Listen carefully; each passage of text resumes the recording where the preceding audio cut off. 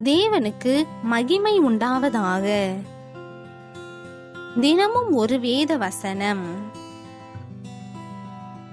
யோவான் 19 அதிகாரம் 17 வசனம். அவர் தம்முடைய சிலுவையை சுமந்து கொண்டு எபிரெயு பாஷையிலே கொல்கொதா என்று சொல்லப்படும் கபாலஸ்தலம் என்கிற இடத்திற்கு புறப்பட்டு போனார். கிறிஸ்துவுக்குள் பிரியமானவர்களே, உலக வரலாற்றிலேயே அதிமுக்கியமான நாள் ஒன்று உண்டென்றால் அது இயேசு கிறிஸ்து சிலுவையில் அறையப்பட்ட நாள்தான். இந்த நாளானது கர்த்தருடைய பெரிய தியாகத்தையும் பெரிய அன்பையும் பெரிய கிருபையையும் வெளிப்படுத்துவதால் நாம் இந்த நாளை பெரிய வெள்ளிக்கிழமை என்று அழைக்கிறோம்.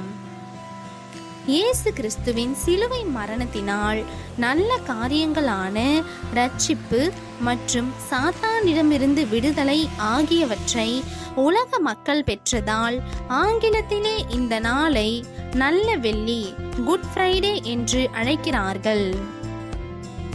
இயேசு கிறிஸ்து சிலுவையில் அனுபவித்த பாடுகளையும் துன்பங்களையும் நினைக்கும் போதே நமது கண்கள் நம்மை அறியாமலே கண்ணீரை சொரிய ஆரம்பிக்கின்றன. ஆழ்ந்த துக்கத்தினால் நிரம்பி நமது இருதயம் பாரப்பட்டு துவண்டு போகிறது. இந்த நாள் கர்த்தருடைய அன்பையும் தியாகத்தையும் பொறுமையையும் நமது நினைவுக்கு கொண்டு வருகிறது. சிலுவை பாடு மற்றும் மரணம் ஆகியவற்றால் கிறிஸ்து சம்பாதித்த பாவ மன்னிப்பையும் இரட்சிப்பின் சந்தோஷத்தையும் நினைவு கூறும் நாளாக இந்த நாள் அமைகிறது. இதன் காரணமாக தேவ பிள்ளைகளாகிய நமக்கு இந்த நாள் ஒரு நினைவு கூறும் நாளாக அமைகிறது. அதே நேரத்தில் எந்த காரணத்துக்காக இயேசு கிறிஸ்து சிலுவையில் தன் உயிரை தியாகம் செய்தாரோ அந்த நோக்கம் உங்கள் வாழ்க்கையில் நிறைவேற நீங்கள் உங்களை ஒப்புக்கொடுக்க வேண்டியது மிகவும் அவசியம். இயேசு கிறிஸ்து பிதாவின் சித்தத்துக்கு தம்மை பூரணமாக ஒப்பு கொடுத்தார். என் சித்தம் அல்ல, உம்முடைய சித்தமே நிறைவேறட்டும் என்று சொல்லி தன்னை அர்ப்பணித்தார். பிதா எனக்கு கொடுத்த பாத்திரத்திலே நான் பானம் பண்ணாமல் இருப்பேனோ என்று அவர் சொல்வதை காண்கிறோம். ஆகவேதான் அவர் கொல்கொதா என்று சொல்லப்படும் கபாலஸ்தலம் என்ற இடத்துக்கு புறப்பட்டு போகும்போது அடிக்கப்படும்படி கொண்டு போகப்படுகிற ஒரு ஆட்டுக்குட்டியை போல தம்முடைய வாயை திறவாதிருந்தார். அவர் நெருக்கப்பட்டும் ஒடுக்கப்பட்டும் இருந்தார். ஆனாலும் தம்முடைய வாயை அவர் திறக்கவில்லை. அடிக்கப்படும்படி கொண்டு போகப்படுகிற ஒரு ஆட்டுக்குட்டியை போலவும் தன்னை மயிர் கத்தரிக்கிறவனுக்கு முன்பாக சத்தமிடாதிருக்கிற ஆட்டை போலவும் அவர் தம்முடைய வாயை திறவாதிருந்தார்.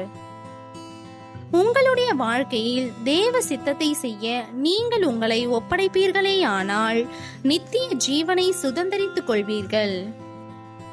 பிதாவின் சித்தத்தின்படி செய்கிறவனே பரலோக ராஜ்யத்தில் பிரவேசிப்பான் என்றும் என்னை நோக்கி கர்த்தாவே கர்த்தாவே என்று சொல்கிறவன் அதில் பிரவேசிப்பதில்லை என்றும் வேதம் சொல்கிறது.